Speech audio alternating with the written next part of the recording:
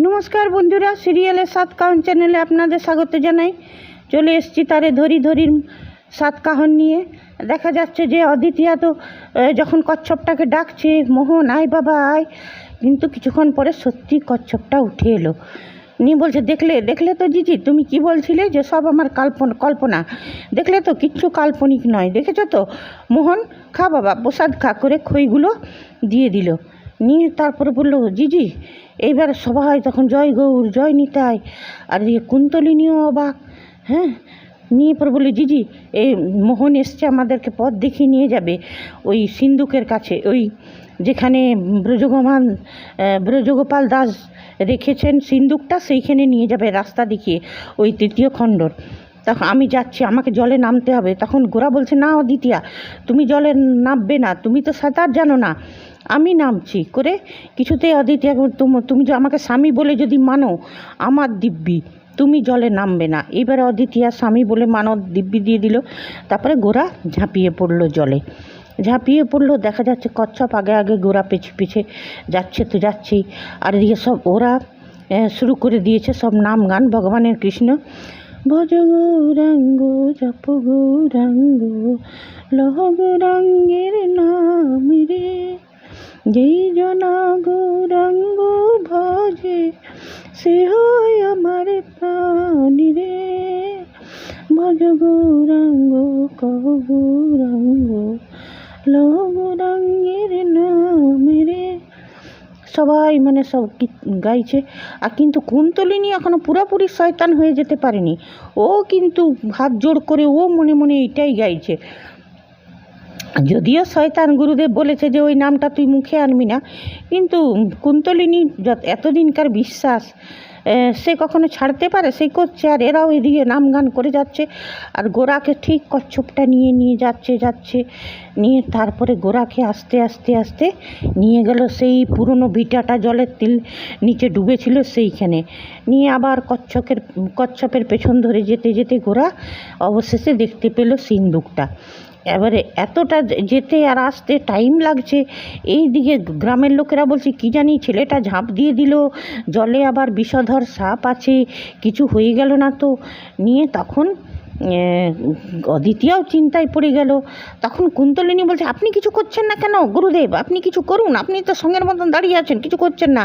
এই অদিতিয়াটা জলে ঝাঁপালে ভালো হতো, গোরা তাকে কেন ঝাঁপাতে দিল, মানে ও সেই যেটাতে, আপনি কিছু করুন। আর গুরুদেব বলছে, শান্ত হ, ওকে গাছের পেছন থেকে, ওরা তো গাছের পিছন থেকে দেখছে। নিয়ে অদিতিয়া খুব ভয় খেয়ে গেছে যে এখনও পর্যন্ত এতটা যেতে, জলের নিচে আসতে টাইম লাগবে।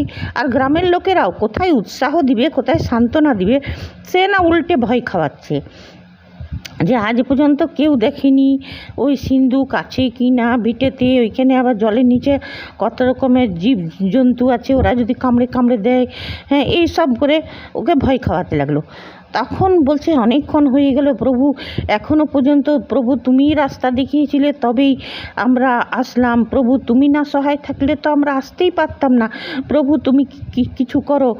প্রভু ঠিক আছে, প্রভু যদি এখনই জিজি না উঠে, তা আমি জলে ঝাঁপাবো, এক্ষুনি এইখানেই আমি আত্মহত্যা করে জলে ঝাঁপাতে যাচ্ছে। তো ওই যে ব্রজগোপাল দাসের যে বাড়ির যে বর্তমান গৃহিণী, সে বলছে, না আপনি সাঁতার জানেন, আপনি কেন, হাতটা ধরে নিল। বলছে না। তারপরেই দেখা গেল গোরা বুড়বুড়ি কাটছে জলে। নিয়ে ওরা সবাই ওই দিকে চমকে তাকালো। তারপরে দেখা গেল গোরা সিন্দুকটা নিয়ে উঠে আসছে। নিয়ে সবাই ওঠে, তখন জয় গৌর জয় নিতাই, জয় গৌর জয় নিতাই, সবাই ধ্বনি দিতে লাগলো। নিয়ে তারপরে গোরা তো অতটা সাঁতার কেটে হাঁপিয়ে গেছে। নিয়ে বলছে, জিজি তুমি ঠিক আছো তো? বলছে, হ্যাঁ ঠিক আছি। বলছে, এই দেখো এইটাই হচ্ছে সিন্দুক। তখন বলছে যে এই সিন্দুকটাই, জিজি এই সিন্দুকটা এতদিন তো জল তল ঢুকে এই সিন্দুকটার বইটা তো নষ্ট, কাব্যটা তো মানে পুঁথিটা তো নষ্ট হয়ে গেছে, তাহলে আমরা কি করে পড়বো? তখন বলছে, না অদিতিয়া, এই সব সিন্দুকে একবার ডালা লাগানোর পরে না, এটাতে হাওয়া জল কিচ্ছু ঢুকে না। আমাদের বাড়িতেও এমনি সিন্দুক আমি দেখেছি, কিচ্ছু হয়নি। যদি কিছু আছে এটাতে পুঁথি আছে, কিচ্ছু নষ্ট হয়নি, অমনিভাবেই সংরক্ষিত আছে। নিয়ে সবাই গায়ের লোকেরও ধ্বনি দিতে বলছে, দেখুন এতদিন আমরা খালি মুখেই শুনেছিলাম এই কচ্ছপের কথা, এই পুঁথির কথা, আমাদের উত্তরাধিকারীর জিনিস, আমরা আমাদের মানে পূর্বসূরির জিনিস, আমরা কখনো ভাবতেই পারিনি যে উদ্ধার আপনারা আছেন, আপনাদের উপর মহাপ্রভুর অশেষ কৃপা, সেই জন্যেই আপনারা এসে উদ্ধার করলেন। সবাই জয়ের ধ্বনি দিতে লাগলো, জয় গৌর জয় নিতাই, জয় গৌর জয় নিতাই করতে লাগলো। তারপরে ঘরে এলো, ঘরে সিন্দুকটা রাখা হলো। নিয়ে বলছে তাহলে এবার আমি খুলি। তখন ওই যে ঘরের মালিক আর কি, সে নিজের ছেলেকে বলল, মাধববাবু নিজের ছেলেকে বলে, যা তোরে শাবলটা নিয়ে আয়, তালাটা খুলি। তখন বলছে দাঁড়ান, তালা খুলবেন পরে। গোরা বলছে, দিতে বলছে কেন জিজি, কেন? বলছে কেন, এক প্রভুর জিনিস প্রভুর সামনে খোলা হবে, তার আগে নাম গান হবে না, নাম গান করে নাও তবে। তখন মাধববাবু বলছে, হ্যাঁ আপনি তো ঠিক বলেছেন, হ্যাঁ বৈষ্ণব বাড়িতে নাম গান হবে না, সে কখনো হয়, দাঁড়ান এক্ষুনি ব্যবস্থা করছি। নিয়ে তারপরে নাম গান নিয়ে দিতি গান ধরলো, প্রভু মন মজিলে লুকিয়ে কোথায়, খুব সুন্দর গানটা গাইলো। তারপরে গোরা গাইলো, কৃষ্ণ কেশব কৃষ্ণ কেশব কৃষ্ণ কেশব ত্রাহিমাম, রাম রাঘব রাম রাঘব রাম রাঘব রাসমান, হরিহর হর কৃষ্ণ যাদবায় নমঃ, যাদবায় মাধবায় কেশবায় নমঃ। নিয়ে জয় গৌর জয় নিতাই এই সব ধ্বনি দিয়ে তারপরে নাম গান শেষ হলো। খুব সুন্দর হলো নাম গান। নিয়ে তারপরে বললো, যা এবার শাবলটা নিয়ে আয়। নিয়ে শাবলটা এনে ছেলেটা খুলবার চেষ্টা করলো, সে তালা আর কিছুতেই খুলে না। তারপরে মাধববাবু বলে, দে আমাকে দে, আমি খোলার চেষ্টা করছি। মাধববাবুও শাবল দিয়ে 2-3 বার ঘা মারলো, কিছুতেই তালা খুলে না। নিয়ে গোরাকে বলে, আপনি একবার চেষ্টা করুন তো মশাই। নিয়ে গোরাও 2-3 বার ঘা দিল, কিছুতেই আজকাল তালা খুলে না। তখন রীতি মহাপ্রভু রাধা মাধবের চরণে যেয়ে বলছে যে, হে কৃষ্ণ, হে প্রভু, আমরা এত দূর এসেই কি বিফল হবে? সিন্দুকটাও পেলাম, রাস্তা দেখাও প্রভু, রাস্তা দেখাও, কি করে এইটা খুলবো, কি করে বইটা উদ্ধার করব, তুমি রাস্তা দেখাও। মানে আকুল হয়ে মহাপ্রভুর কাছে আর্জি জানাতে লাগলো। তখন মনে পড়লো যে যতক্ষণ না তোরা মিলিত হবি ততক্ষণ না কিচ্ছু করতে পারবি না। তো এই 3য় খণ্ডটা পেলে তোরা পড়বি, যখন ও পড়বে তোর স্বামী, তখন পূর্বজন্মটা জানতে পারবে, তবেই তোকে ও ভালোবাসবে। তোরা মিলিত না হলে কিছু হবে না। যখন মিলিত হবি তখন তোর উপর থেকে ভালোবাসা আসবে, আর তখন থেকেই আর কোনো শয়তানি শক্তি তোদের কোনো ক্ষতি করতে পারবে না। এই কথাটা যখন দিতির মনে হলো, তো বলছে মিলিত, তার মানে দুজনে মিলি করলে। তখন দিতি এসে নিয়ে শাবলটা উঠালো, নি বললো, আর এদিকে কুন্তলিনী বলছে শয়তান সাধুটাকে, সবাই এই তো এত কাণ্ড করার পরেও তো ফুলমুরারি কাব্য হাতে এলো না, এত কাণ্ড করার পরেও কিছু হলো না, সবাই কেউ খুলতে পারলো না, গোরাদাও খুলতে পারলো না, তবে আর ওটা খোলা হবে না, এত দূর আসা সব কিছু বৃথা। নিয়ে দ্বিতীয় সেটাই মহাপ্রভুকে বলছিল যে আমাদের সব কষ্ট কি বৃথা যাবে প্রভু? তখন ওই উপায়টা, তখন দ্বিতীয় এসে শাবলটা ধরে বললো যে, জিজি তুমি আমার সাথে হাত লাগাও তো। দুজনে মিলে যখন ভেঙেছে তখন সত্যিই তালাটা একবারেই ভেঙে গেছে। তখন ও তারপরে তালাটা করে সিন্দুকটা খোলা হলো, লাল কাপড়ে মোড়া ওই ফুল মোড়ারি কাব্যর 3য় খণ্ডটা নিয়ে যখন কাপড়টা খুলছে, মনে পড়ছে ব্রজগোপাল দাস নিজেই সাইন লিখেছিলেন। ব্রজগোপাল দাস নিয়ে তাকিয়ে আর ওই স্বপ্নটাতে মিটিমিটি হাসছিল, মানে ইয়ের দিকে তাকিয়ে, দিতির দিকে তাকিয়ে, সেই কথাটা মনে পড়ে গেল। বলছে, দেখলে তো জিজি, আমি বলেছিলাম না ফুলমুরারি কাব্যর 3য় খণ্ড আছে, তুমি তো বলছিলে যে সব আমার কল্পনা, হ্যাঁ সব কাকতলীয়। তখন বলছে, দেখো বলছে তাহলে তুমি বলবে কেউ খুলতে পারলো না তালাটা, তুমি আমি দুজনে খুললাম, এই মোহন কচ্ছপ এইগুলো, এই ফুলমুরারি কাব্যর পাওয়া দ্বিতীয় খণ্ড পাওয়া যায়, সব কি কল্পনা আমার, সব কি কাল্পনিক না সব কাকতালি? তখন আবার গোরা বলছে যে দেখো কচ্ছপটাকে তো অনেকেই দেখেছিল আগে, ওনার ঠাকুরদা দেখেছে, সনাতন জেলে দেখেছে, তারপরে এই তালাটা আগেই মাধববাবু চেষ্টা করেছে ওনার ছেলে, তারপর আমি আলগা হয়েছিল সেই জন্যে। মানে এইবার সত্যি কথা বলতে কি এবারে দর্শকরা রেগে যাচ্ছে আর আমিও রেগে যাচ্ছি গোরার উপরে কোনো কিছুতে। তাহলে এইগুলো মানে কিছু একটা সত্যতা তো আছে, না হলে কাপালিকদের কাছে যেও বেঁচে গেল, সব কিছু মহাপ্রভু বাঁচালো। গোরার মনে যদি বিশ্বাসই না থাকে তাহলে ও নাম গানটা গায় কেন? কিসের বৈষ্ণব? যার মহাপ্রভুর উপর কোনো বিশ্বাস নেই, যার নিজের একটা স্ত্রী, যাকে যে করে হোক বিয়ে তো হয়েছে স্ত্রী, ওর কথাতে বিশ্বাস নেই, একটা মরা রূপের জন্যে ও দুনিয়াটাকে মিথ্যা সাবিত প্রমাণ করবার চেষ্টা করছে। তো এইটাতে গোরার উপরে দর্শকরা আস্তে আস্তে খেপে যাচ্ছে।